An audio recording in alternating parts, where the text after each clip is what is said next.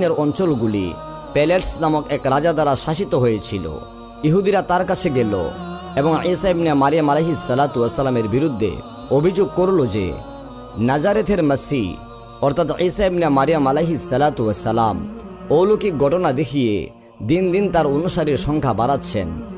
এভাবে সে এক বিশাল বাহিনী সংগ্রহ করবে এবং একদিন সে রাজ্য গঠন করবে। তাই রাজা ঈসা ইবনে মারিয়াম আলাইহিস সালাতু ওয়াস সালামকে হত্যা করে ক্রুশবিদ্ধ করার নির্দেশ জারি করেন।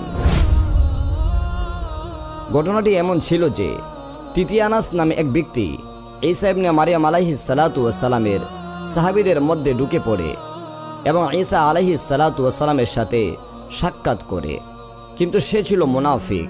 মূলত সে ইহুদিদের সাথী ছিল। ঈসা আলাইহিস সালাতু ওয়াস সালামও তা জানতেন যে তিতিয়ানাস একজন ভণ্ড ও মুনাফিক, কিন্তু তিনি বিশ্বজাহানের পালনকর্তা মহান আল্লাহ তাবারাক ওয়া তাআলার ইচ্ছার উপর সন্তুষ্ট ছিলেন।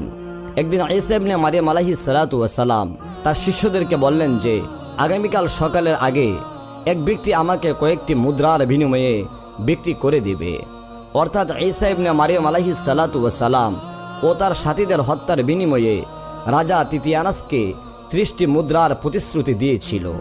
তাই তিতিয়ানাস তার সাথে কিছু সন্ত্রাসী লোক ও রাজার সৈন্যদেরকে নিয়ে ঈসা আলাইহিস সালাতু ওয়াস সালাম যেখানে থাকতেন সেখানে গেল। সে সৈন্যদেরকে বাইরে দাঁড় করিয়ে নিজেই ভেতরে প্রবেশ করল। সেই সময় হযরত ঈসা ইবনে মারিয়াম আলাইহিস সালাতু ওয়াস সালাম এর 12 জন শিষ্য সেখানে উপস্থিত ছিল এবং নবী ঈসা ইবনে মারিয়াম আলাইহিস সালাতু ওয়াস সালাম তার বাড়ির একটি পুকুর থেকে গোসল করে এসেছিলেন এবং তার চুল থেকে পানির ফুঁটা পড়ছিল।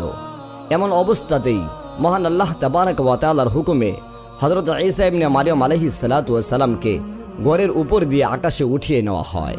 হযরত ঈসা আলাইহিস সালাতু ওয়াস সালাম যখন আকাশে যাচ্ছিলেন তখন তিতিয়ানাস এই দৃশ্য দেখছিল এবং অবাক হয়ে অনেক দিন পর্যন্ত সে এই বিস্ময়ে হারিয়ে যায়।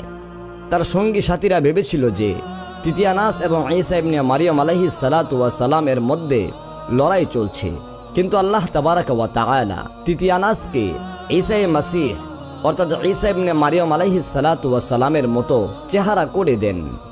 সে যখন বাইরে বের হয় তখন তার সঙ্গীরা মনে করে যে সেই হলো ঈসা আলাইহিস সালাতু ওয়াস সালাম, তাই তারা তাকে ধরে ফেলে। তিতিয়ানাস চিৎকার করে তাদের বলছিল যে আমি তোমাদের সঙ্গী, আমি ঈসা ইবনে মারিয়াম আলাইহিস সালাতু ওয়াস সালামকে হত্যা করতে গিয়েছিলাম, কিন্তু তার কথা কেউ শুনেনি। তারা তিতিয়ানাসকে বলল যে হে ঈসা, আপনি আমাদের বন্ধু তিতিয়ানাসকে হত্যা করেছেন এবং এখন আপনি আমাদের সাথে প্রতারণা করতে